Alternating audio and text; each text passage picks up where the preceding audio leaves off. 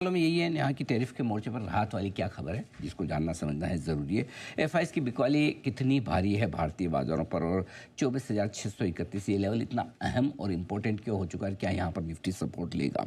Oversold है bank Nifty, लेकिन क्या शॉर्ट कवरिंग आएगी और आएगी तो कब, कितनी और क्या सबसे पहले? घरेलू कंजम्पशन वाले शेयरों में क्या अब भी मौका है खरीदारी का, करें या ना, वो आपको जानना जरूरी है। गिरावट में किन सेक्टर और किन शेयरों में पैसा लगाने का आपके लिए बन सकता है मौका? ऑलराइट, चलिए। वैसे तो सर मैं इंटरेस्टेड थी 2 दिनों के डेटा को जानने के लिए, लेकिन सबसे पहले ये जो अमेरिका में हुआ है, बेसेंट साहब ने कहा है, और टैरिफ के मोर्चे पर पर्टिकुलरली, ये पहले समझाइए क्या कुछ हुआ है। देखिए, दोनों तरह से आप जैसे इसे देखना चाहें, समझना चाहें, पहले उन्होंने क्या कहा वो सुन लीजिए ताकि उसके बाद आपको अंदाजा लगेगा कि एग्जैक्टली उनका क्या कहना है। वहाँ के ट्रेजरी सेक्रेटरी मतलब वित्त मंत्री समझ लीजिए, जैसे हमारी निर्मला जी है, वहाँ पर वो स्कॉट बेसेंट है। उन्होंने कहा कि भारत और अमेरिका दोनों मिलकर बातचीत से इस मुद्दे को सुलझा लेंगे, टैरिफ वाले को। और उनका ये कहना था कि टैरिफ लगाने की वजह सिर्फ ऐसा नहीं कि भारत रूस से सस्ता तेल खरीद रहा है इसलिए हम टैरिफ लगा रहे हैं। टैरिफ लगाने की और भी कुछ वजह है, जिनमें एक वजह उन्होंने बताया कि बातचीत बड़ी लंबी खिंच रही है। हालांकि ये बात तो उनकी सही है, बातचीत लंबी तो खिंची है। सबसे पहले हम टैरिफ पर डील करने के प्रयास कर रहे थे और काफ़ी अंत तक खिंच गया, तो ये एक बड़ा कारण बताया। उन्होंने कहा कि भारत के साथ बातचीत के लिए दरवाजे अभी भी खुले हैं, लेकिन एग्री और एसएमईज पर टैरिफ नहीं लगने देना भारत की लिमिटेशन से उनकी सीमाएँ हैं। तो ये उनका कहना है। अमेरिका का पूरा ये रुख। सर इसके साथ ही आप ये भी बता देंगे कि हाँ, अब इनके कहने का मतलब क्या है। अब इसको आप जैसे देखें, half glass full half glass empty.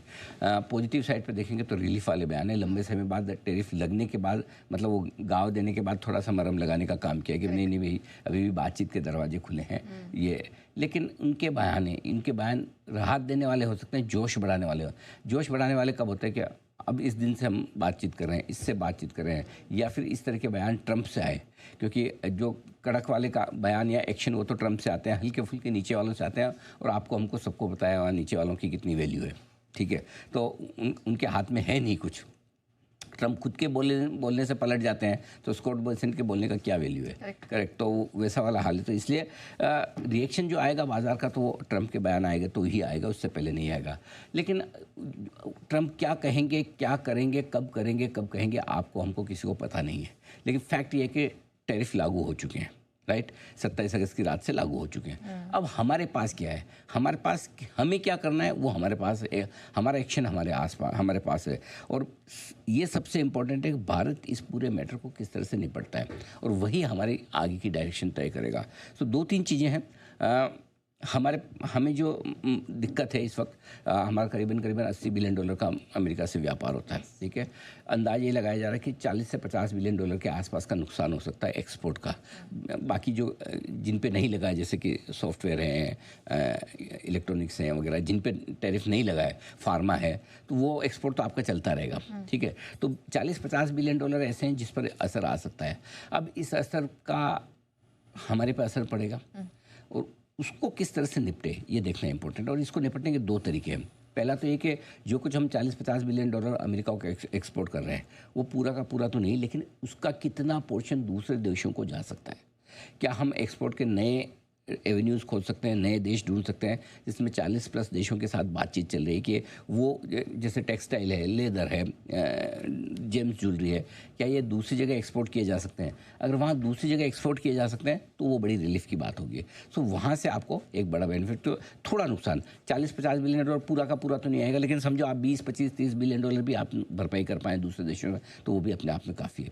दूसरा ये कि जो सेक्टर्स हमारे यहाँ प्रभावित हो रहे हैं, टेक्सटाइल, लेदर, ये जिनकी बात की हमने, है ना, जिसके एक्सपोर्ट्स, जेम्स ज्वेलरी, इनको हम किस तरह से रिलीफ दे सकते हैं? और रिलीफ 2 तरीके से हो सकती है। एक, इनके टैक्सेस कम किए जाए।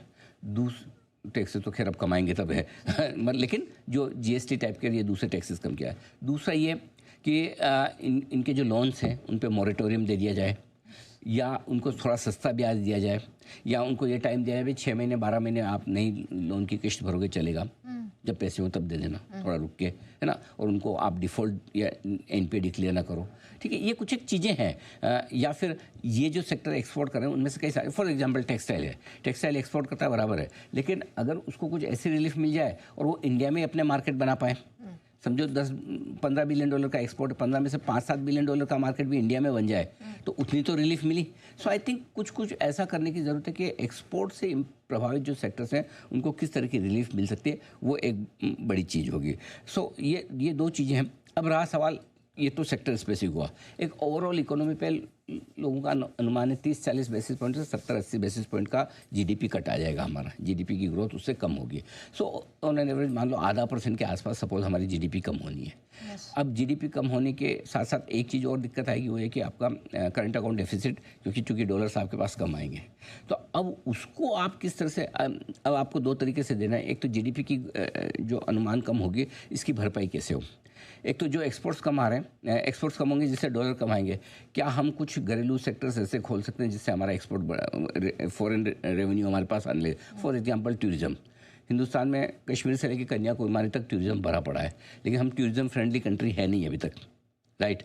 सो कुछ ऐसा किया जा सकता है कि रेगिस्तान से लेकर समुद्र से लेकर पहाड़ सब कुछ हमारे पास है। करेक्ट। वो देखने के लिए लोग ज़्यादा हैं, तो वो अगर रास्ता हम खोल देते हैं तो धीमे धीमे, आज नहीं 3 महीने 6 महीने, साल भर में 2 साल में आप अगर टूरिस्ट फ्रेंडली बन जाते हैं। आप दुनिया में कई सारे देश हैं, आपके पास एग्जांपल है जो सिर्फ टूरिज्म पे चल रहे हैं। 85% पैसा उनका टूरिज्म से आ रहा है। उनसे बड़े और बढ़िया हम हैं, हम बहुत कुछ कर सकते हैं। सो लेकिन वो ये कि मुसीबत इस समय कुछ कर डालें ऐसा कि टूरिज्म के भाई वो भावनाओं से और एक्शन से वो लगे कि विदेशी टूरिस्ट आया मतलब वो अतिथि देवो भव वैसा है, हमारा मेहमान है, हमारा अन्नदाता है, उस तरीके का एटीट्यूड से अगर हम कुछ ऐसी पॉलिसीज़ बनाए, ऐसा बदलाव लाए, तो वो आपका रेवेन्यू अर्नर हो सकता है। डॉलर्स आपके आ सकते हैं, विदेशी मुद्रा आ सकती है। सो एक वो है। और दूसरा जो हम रिफॉर्म्स कर रहे हैं, जैसे जीएसटी किया, जीएसटी के साथ और क्या ऐसी काम किए जा सकते हैं जिसके रिफॉर्म से इम्पैक्ट कम से कम हो। फॉर एग्जांपल, आपने लोअर लैंड पर 12 लाख तक का टैक्स का एग्जम्पशन कर दिया। अगर कंपनियों का 25% टैक्स है, क्यों नहीं हायर एंड वालों का भी एक बार 25% करके देखा जाए। बहुत सारी कैपिटल हिंदुस्तान से बाहर जा रही है, प्लस जो हाई एंड वाला कंजम्पशन है उसकी भी अपनी वैल्यू इकोनॉमी को बढ़ाने की, और अगर किसी एक टैक्स पेयर के पास 5% भी टैक्स सेविंग होती है हायर एंड पे, वो काफ़ी बड़ा अमाउंट है। और वो आप अगर इकोनॉमी में वापस आते हुए देखें, चाहे वो सेविंग के तौर पर आए चाहे कंजम्पशन के तौर पर आए, कैपिटल बन रही है या कंजम्पशन बढ़ रहा है, दोनों तरह से फ़ायदा है। सो आई थिंक कुछ ऐसे प्रयास करने की ज़रूरत है जिससे कि उसका इम्पैक्ट कम से कम हो जाए। और आई एम श्योर कि होगा, क्योंकि वॉर फुटिंग पर चल रहा है मामला। मीटिंग्स पे मीटिंग्स हो रही हैं, सब बातें हो रही हैं। प्रधानमंत्री आज जापान जा रहे हैं, फिर चीन जाएंगे, अलग अलग देशों के साथ भी अपने व्यापार बढ़ाने की कोशिश हो रही है। लोकल लेवल पर मिनिस्ट्री सारा हर एक जो प्रभावित सेक्टर्स हैं उनसे बात कर रही है। रिफॉर्म्स की बात पिछले वीकेंड पर प्रधानमंत्री जी ने कही, बड़े रिफॉर्म्स आने की तैयारी है। सो आई एम एक्साइटेड। और अगर ये सब कुछ हो जाता है जो मैं सोच रहा हूँ, इसमें से 70%, 80%, 90% जितना हो जाए, तो उसके बाद ये सब होने के बाद में, और जब ये टैरिफ का मामला सुलझेगा तब मैं ट्रम्प साहब को सैल्यूट करूँगा। कभी कभी है ना, वो आपदा में अवसर बनते हैं हमारे लिए। तो जो मुश्किल आई है, उस मुश्किल में हो सकता है कि हमें अपनी ताकत का, वो वैसा था ना कि हनुमान जी को भी बताना पड़ा जामवंत को कि आपके पास कितनी ताकत है, मुसीबत आई है, आप उड़ के जा सकते हैं और संजीवनी ला सकते हैं। सो ये हमारे भी देश को जगाने के लिए हो सकता है, यू नेवर नो। क्योंकि कोविड के वक्त जो हमने जितने प्रयास किए थे उसका असर अब तक दिख रहा है। आज इकोनॉमी इतनी मजबूत है, तो ये है कि कोविड की मुसीबत के वक्त कई सारे रिफॉर्म्स करने पड़े, स्टिमुलस करने पड़े, जिसका इफेक्ट आज तक आ रहा है। ये आपने बिल्कुल सही कहा।